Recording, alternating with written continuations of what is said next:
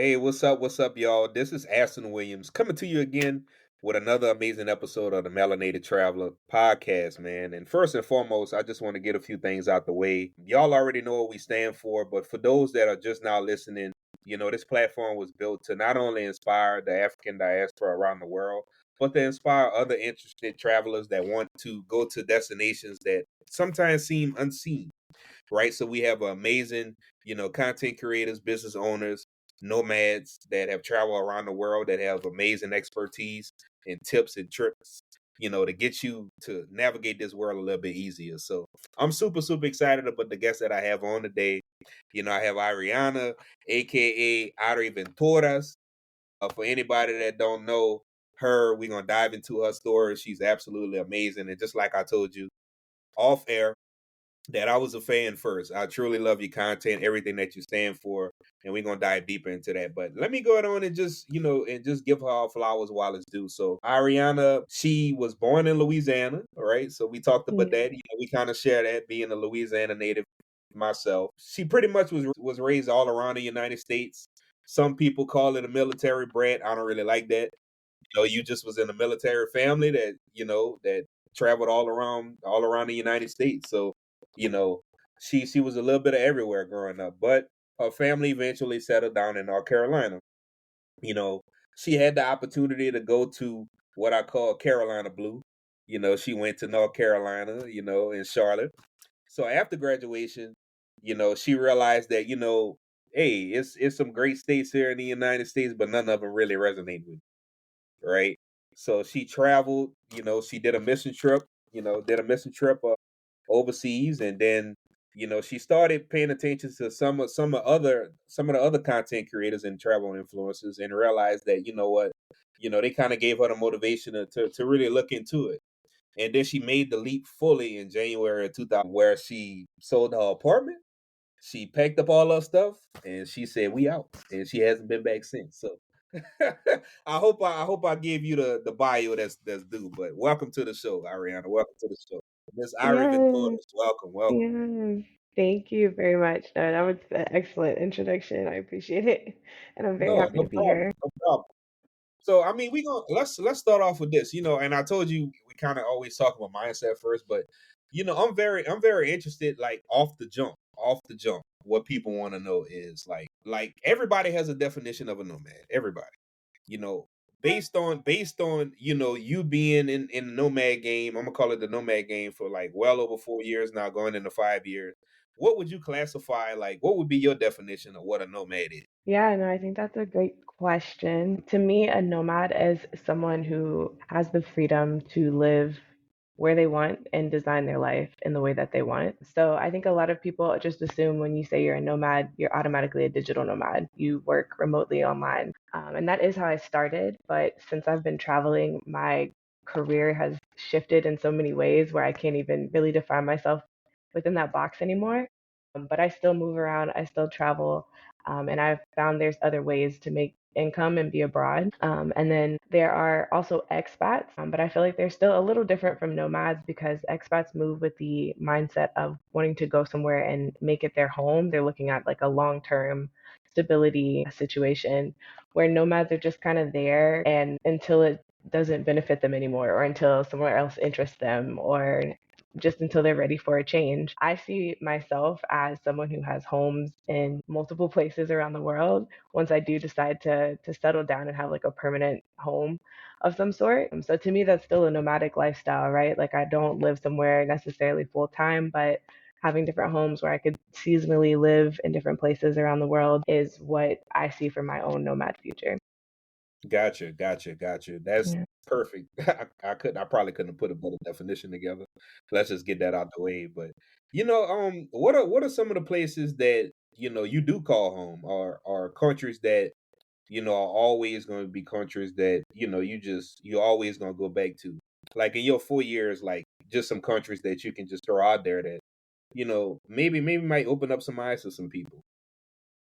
Yeah, so Colombia has always been top for me. That was the first place that I went when I did leave the States. For me, Medellin is just like the city. I love the weather. I love all the greenery and the nature and just The city and the lifestyle is so easy, and I really appreciate that. So that's always a place I can return to. And I know the country, like I would never get bored living in Colombia because there's always places to go and explore and travel to, even if I don't leave Colombia. Um, and then second, which is newer, but Vietnam. I'm currently here in Vietnam and I got here and it's just been a fit. It didn't take long for me to realize that this is a good place for me. And yeah, I actually decided to settle down here for the year, so I plan to be in Ho Chi Minh City for the rest of this year. But I've loved it so far. It would definitely be on a list of places I could see myself coming back to time and time again, or even staying for longer periods of time. And let's see, another country that surprisingly I enjoyed a lot was Turkey. I Mhm. went to Istanbul with the expectations of staying there for like just a couple weeks, kind of passing through. And then I was like, no, I could stay here. I'm gonna stay 3 months. So I ended up staying like the whole time that I could legally stay without needing a visa or anything. And I would definitely go back again. It's places where I know I like the city. It's easy lifestyle, easy to live there, but I can also not get bored because I can travel different places within that country and feel fulfilled with seeing new places, seeing interesting things, and enjoying the culture. Gotcha, gotcha. Ah, Columbia got my heart too. Let's just get that Yeah. out the way. People know I'm always pubbing Columbia. I love it. And we talked offline and I'll just share it here. So there are so many different festivals within Colombia. A lot of people don't know that the third biggest carnival in the world is in Barranquilla, Colombia. Medellin is actually known, if you are romantic, to all the fellow men travelers out there, or women travelers as well. Mostly all the flowers that we deliver to somebody or we get from the stores. If you actually pay attention to where it comes from, 9 times out of 10 it comes from Medellin, because Mm-hmm. Medellin is eternal spring, right? That's the name, kind of like the name of the city, and it's known for its flowers. So they have a flower festival there as well. We also talked about Akali. For those that are interested, is Petronia is like one of the blackest, in my opinion, one of the blackest festivals in Colombia. It's normally around, sometimes it's around the second or third week of August. So y'all should definitely check that out this year if you have the time. It's absolutely amazing. So that's my Columbia pub. I'm gonna shut up. I'm gonna shut up. But I love Colombia. I love Colombia. So Yeah. Vietnam, like what stood out to you? And obviously we not gonna get into politics or anything like that, but we have a history. We have a history with Vietnam. Hmm. And just a lot of people, still have that small-minded mindset. That's kind of where I'm leading into. Still have that Hmm. small-minded mindset to where, yeah, yeah, in the past, countries kind of had a little beef, this and that, whatever. But just the country as a whole, what I've heard from so many people that travel to Vietnam, it's just how friendly and how welcoming the people are. And can you speak on that since you've been there? Yeah, I mean, I do feel like the history kind of plays a part in with that because honestly, the US did Vietnam dirty, really dirty, and the people are still so welcoming and friendly to Americans. Like, it never ceases to surprise me when I tell people that's where I'm from. They're like, "Oh wow, like that's so." They're like fascinated by the fact that that's where I come from. For me, that was in itself surprising. But yeah, when I first got here, I actually went to Da Nang, which is like a beach city. So I hung out there for like a month, and the people were just so friendly in a way that like it's not because they're getting something in return. Like I've been places where people are really nice, but it's usually because they expect a tip or like they want you to pay or buy something.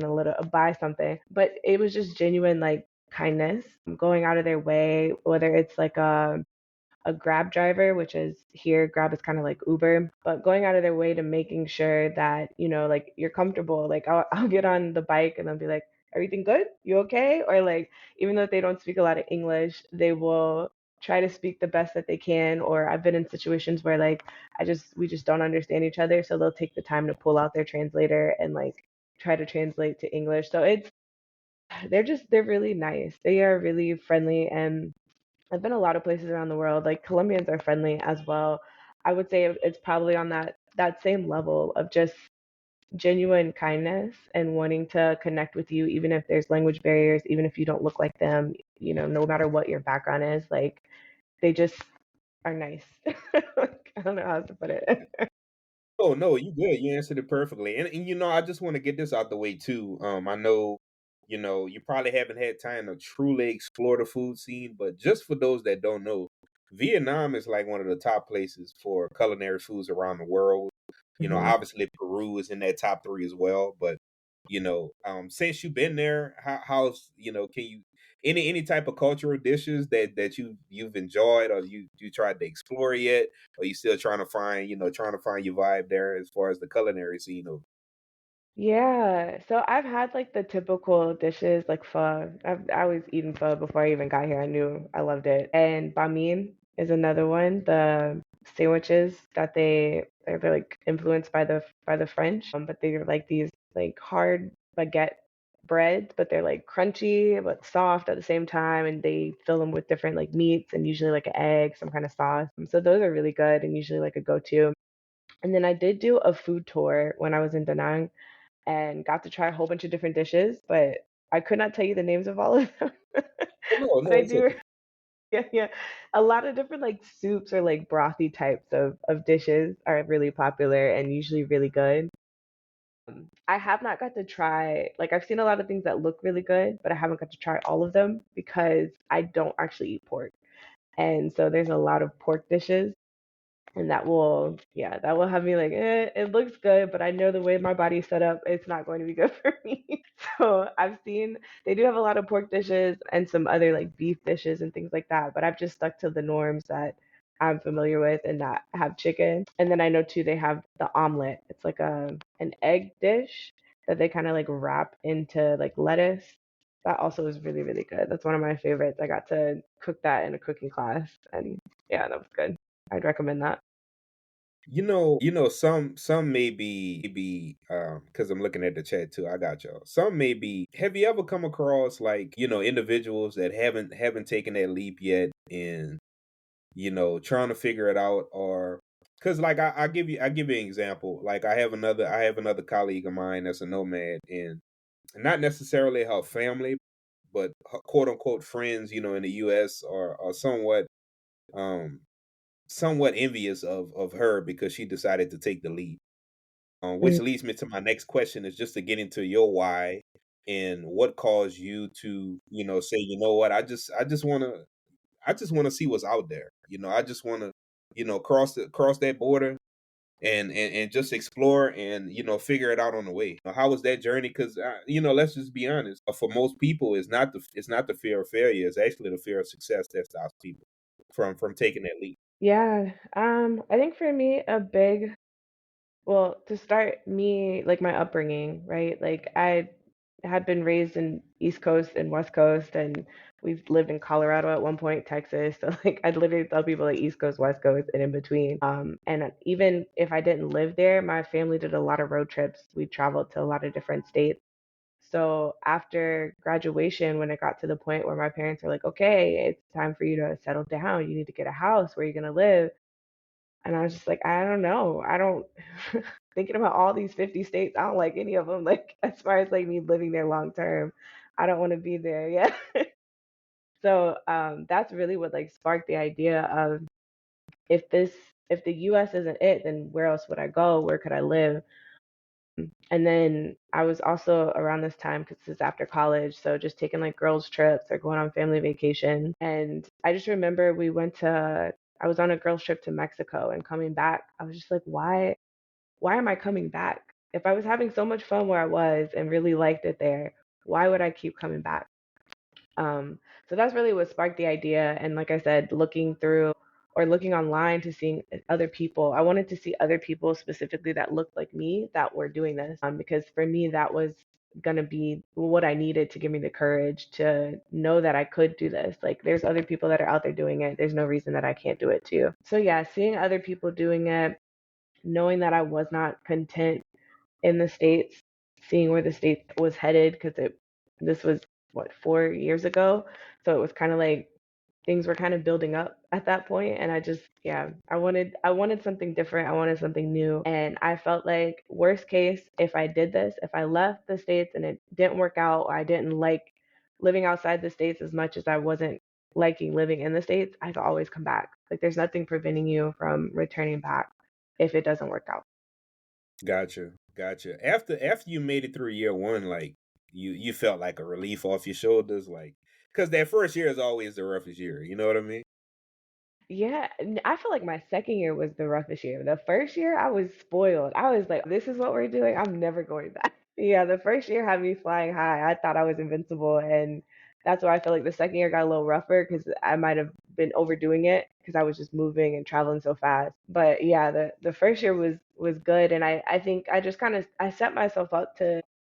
God really set things up where that first year was flowing seamlessly because there were certain things in place that just allowed me to move, and I wasn't moving so quickly. So like my decisions were a little bit more calculated on like where I was going versus the second year. Like I said, I was feeling invincible, so I was like, oh, if I could see this many countries in one year, let's push it. How many more countries can I see this next year? And so I kind of went over the top with that.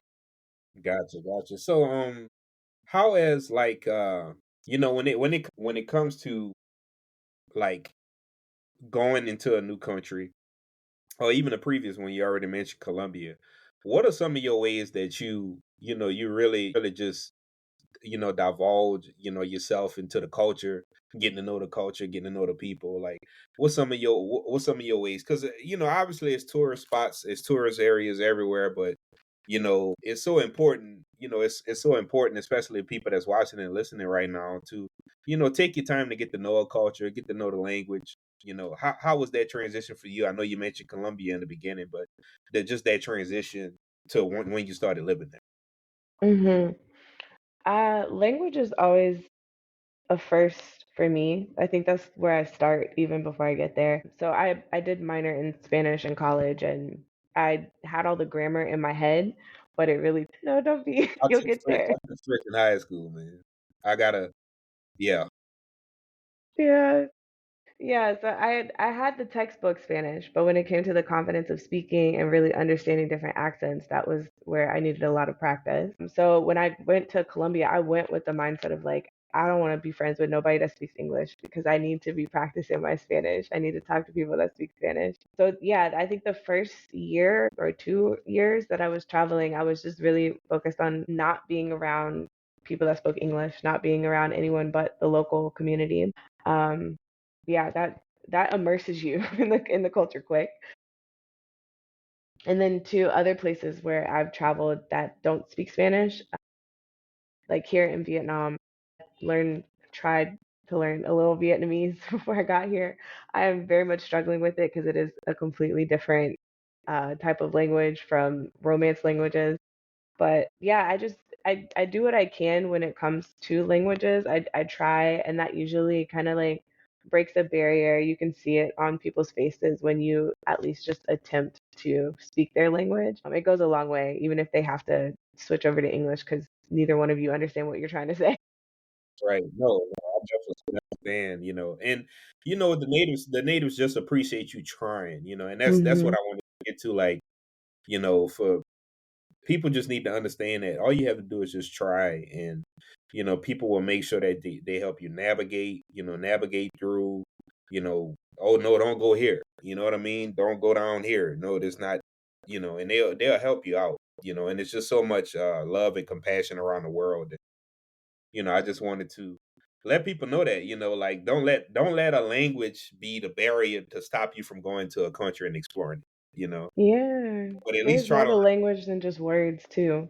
Like Mhm, people communicate outside of just speaking. So if you don't speak the same language, that won't stop you from being able to communicate. People communicate with smiles, gestures, like you'd be surprised when you have to take language out of the picture and find a way to find common ground with somebody. But it's possible. definitely, definitely. I mean, I'm gonna shift it up. I'm gonna switch gears on you a little bit. So Okay. you all the way over there. It's a 12-hour difference from here, obviously.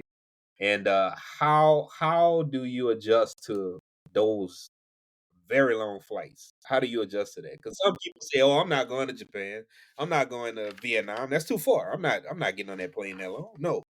So kind Yeah. of walk people through that experience. Like, What's your methods? I've heard methods in the past. So some people like to put on they call it the diabetic socks. They put on the socks so they'll, Compression stuff. you know what I'm saying. So like, what's your strategy? Do you just take something to sleep? How what you? Ah, that's interesting. So I try to avoid long flights if I can. I am not a fan of being on a plane for a long time, but with coming to Vietnam, I was coming from the US because I was home visiting my family for the holidays. I couldn't avoid it. But I tried to break it up. That's always my go-to is to make little trips in between. And I also like to book an overnight flight so that my sleep schedule is kind of still regulated more or less the same. So I ended up flying from North Carolina to Seattle. I had a short layover there, and then from Seattle, I flew to Taiwan. And in case a lot of people don't know this, but Taiwan is trying to promote their tourism. So if you have a long layover in Taiwan, they have free layover tours at the airport. If your layover is for like, I think like 6 hours or more. So I was in Taiwan for like 8 hours, and I ended up just doing a day tour in the morning. And so I went, got to see a little bit of Taipei and different sites that they have there, which was really neat. And then I got back on the plane and flew the rest of the way to Vietnam. So my trick is to break it up if you can, even if it means like booking separate flights, as long as it's not like ridiculously expensive. I think that's the best way to do it to get off the plane, especially if you can leave like your luggage and stuff at the airport. It just makes it a little bit easier to get out, stretch your legs, eat some real food, see some stuff, and then start the journey again. Gotcha, gotcha. So I'm very interested because you've been, you're all the way over there. Like, do you have any airports that you truly enjoy, like having layovers at, or any airports that really stood out to you, like Mm, on your way there? airport. I wouldn't recommend Seattle. It's too much. It was all right. Let's see. I don't know about airports. Well, there's the one in Singapore. That one is like the best in the world to me. I think they're kind of like battling with Doha in Qatar, which is also a very nice airport. But I think Singapore's airport might be bigger. But you could spend all day there. They've got like movie theaters, swimming pools, place for you to eat. They've got multiple hotels in the airport, but they also have like sleep pods.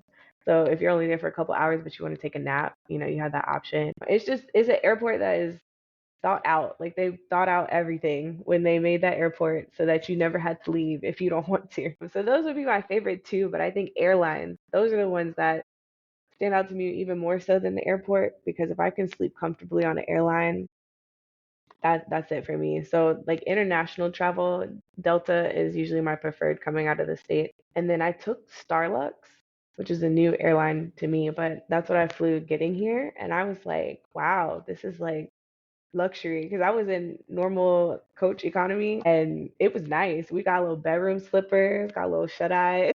Come on.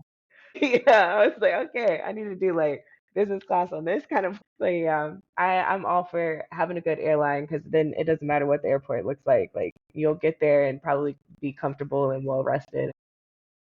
I'm shifting gears again, and I look, I got a little nosy on your profile, looking at your stories, but I'm very interested. Honestly, I am interested in this because I only know of two other people that have been there. Both of their experiences was very different, and Mm, y'all gonna hear where I'm going with this. Give me a second, y'all gonna uh-oh. hear where I'm going with this. You went to Buenos Aires, and Mm, it's always been known, or the talk has always been, well, they don't really like us there. Because for anybody that knows, just give you a quick little historical, synopsis is during World War II, United States in a beating Germany. Most of the Germans did not want to get captured, or they didn't want any, they just didn't was trying to get out of this situation, and they all migrated. Most of them migrated down to Buenos Aires. So with that said, a lot of people say based on that concept, they don't really care for us down there. I looked at your stories. Buenos Aires was a vibe when you went. So that's the reason why I'm bringing this up, because it looked like you had a really, really good time in Buenos Aires. So let's just get that hmm out the way. You look like you had a time. So how was your experience there? Because a lot of people, seriously, a lot of people will, they'll go to Colombia, they'll go to Ecuador, obviously Peru, Brazil, obviously, but you never hear too many people that say, yeah, I don't want to go to Buenos Aires. hmm Yeah. My time there was a surprise. It was surprisingly good. I actually traveled there because I was going with Remote Year. I don't know if you're familiar Oh yeah, with yes that. I am. Okay. Yeah, they don't exist anymore.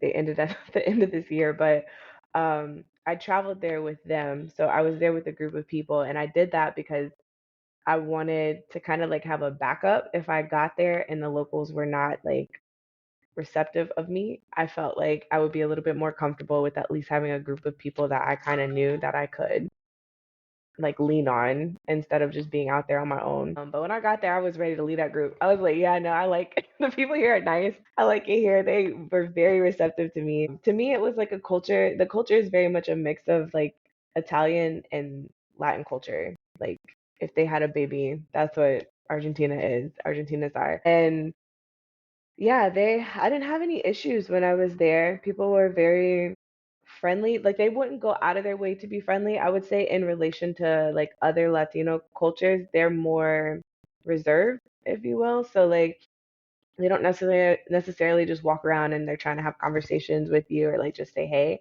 But if there is a moment where there's an exchange, like it's not um it's not like rude or cold. Like they're very warm and friendly people. And they like people visiting their country.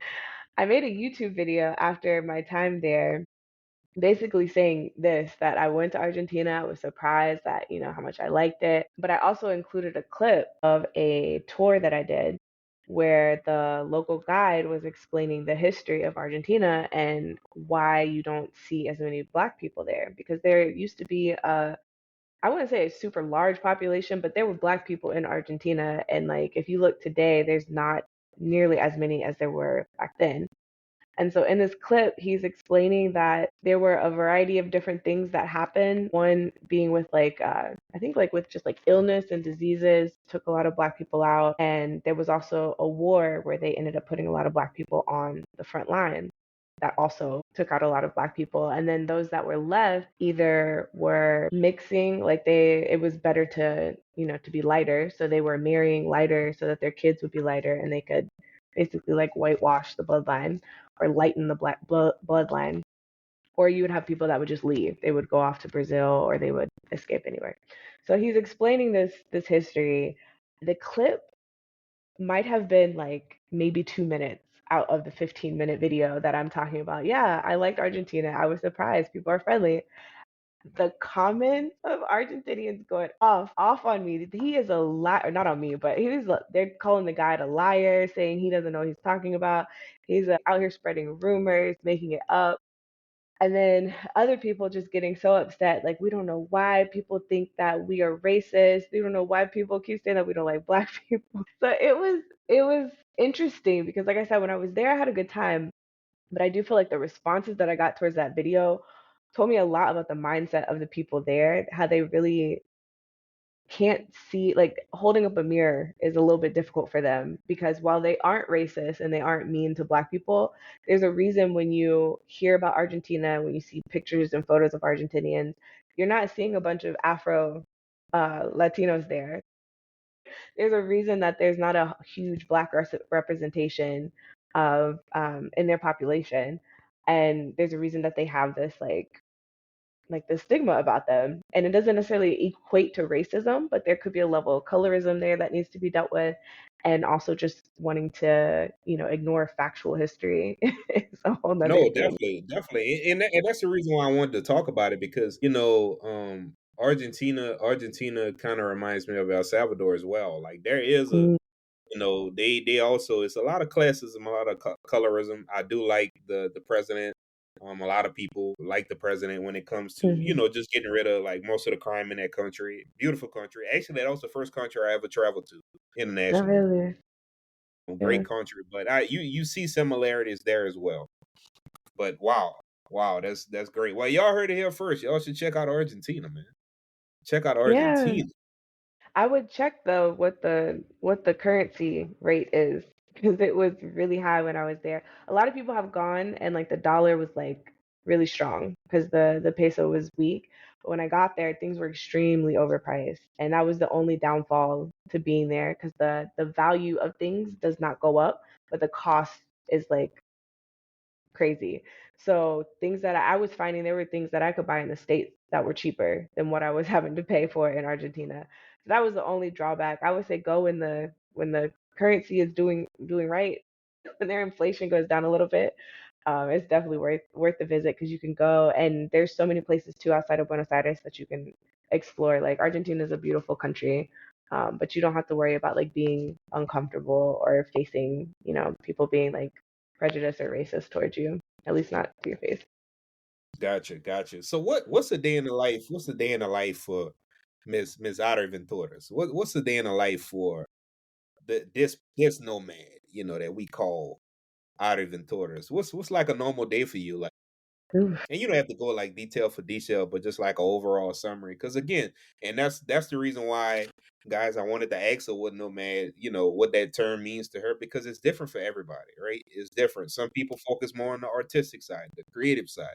Some people focus more on the educational side, a combination of both, or they start their own. What does that look like for you currently? Ooh, okay, I'm glad you said currently because I'm like, Yeah, I had to end it with that. I had to end it with it still depends because just getting here in Vietnam, I came, like I said, because I was ready to settle down after traveling for 3 years. It was like, this has been great, but I'm tired of living out of a suitcase. I still plan to travel while I'm here, but I want to be able to go somewhere and then come back to the same place. So I am a teacher now. I'm here teaching English, so that I could get a visa that would allow me to stay here long term. So a typical day for me, I actually just had my first teaching class yesterday. It was absolutely chaotic, but I'm hoping it's up from here. A typical day for me is usually getting out, moving my body to some extent. That always shifts and changes depending on where I am. I like doing like weightlifting. Here I've gotten like into Pilates. I like just going outside walking. I've also started jump roping just because it's nice outside. It's easy to do. So getting out, moving my body. I'm very much a believer. So having some time that's dedicated to just quiet time, spending time with the Lord is always important to me. Eating at some point during the day, whether I'm getting some food from a local vendor or some restaurant or cooking at home is another thing. And then I always like to be like learning something throughout the day. So I'm into a lot of different things, but just taking some time to learn something new. And then at some point, I'm usually focused on social media, creating some kind of content for my own platforms. And then now it's shifting. So I teach in the evenings here from about like 6 p.m. to 8 p.m. at night. And so during the day, I'm focused on all of those things, and then at night, I shift gears to go into the language center and teach English here. Gotcha, gotcha. I forgot the name, guys. Don't kill me. I forgot the name of that certification. The You TEFL, probably know what I'm talking about. Say it again. TEFL, T E Yep, F that's it. L. That's it. That's it. That's it. That's it. So a lot of people think they could just. It depends on the situation, depends on the country, but that's what most people look for. Is that Hmm. is that cert? What are some ways like? And again, I don't want to give out too much thunder because I want people to know about your group as well, and we're gonna get into that too. Because but how do people like they got Udemy, they got Coursera. Is that the path that people should take? Any other programs to try to get those type of certifications? Because it seems Mm, like a lot of people that's the first step for them is to go, you know, want to go to another country to teach a different language. It seems like that's normally the natural path for a lot of people. yeah.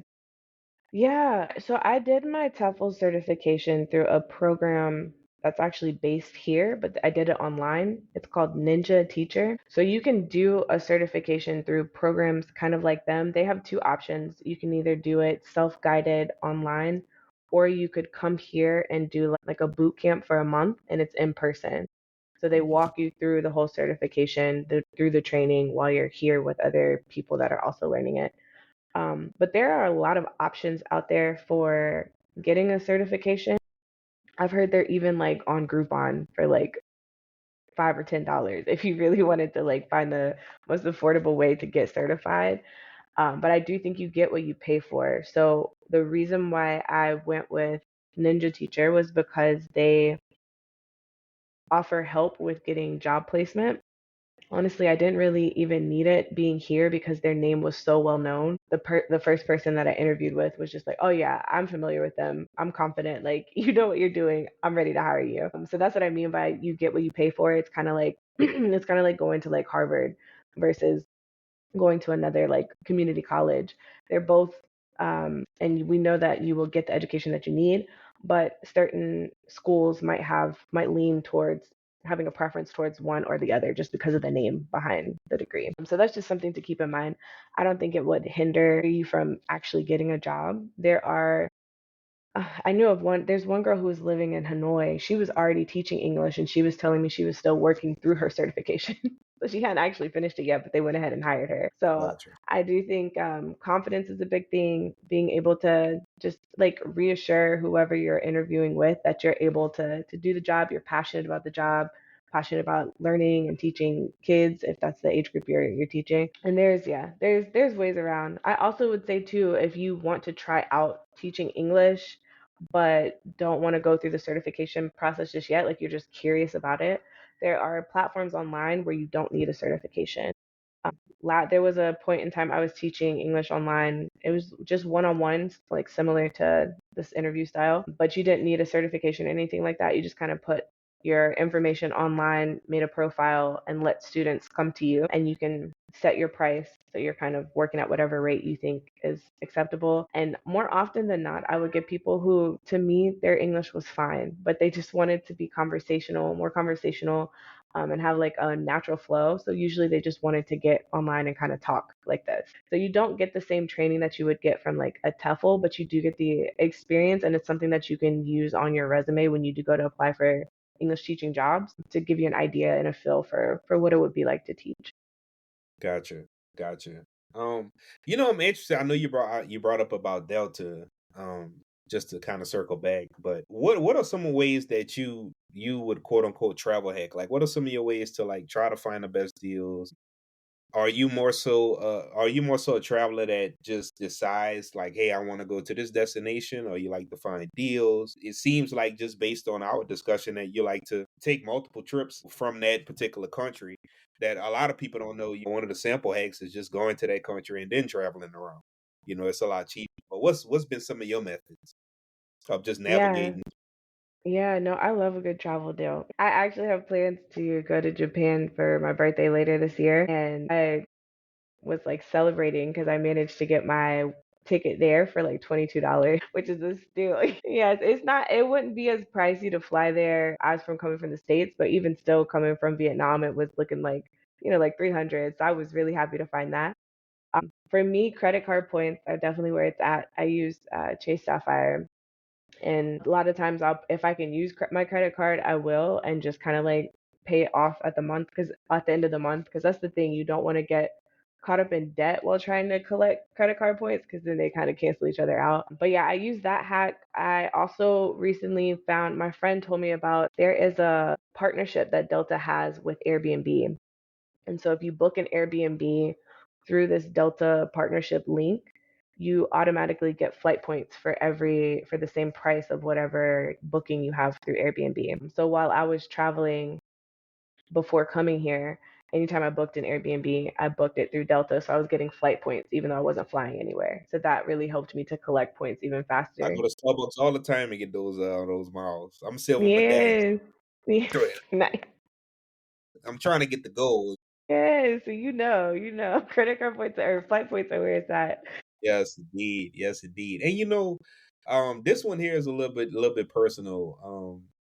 Because probably so many people have come up to you, but um, I really want you to think about this question. Like for those that like are on the fence, like currently that their family may have not traveled.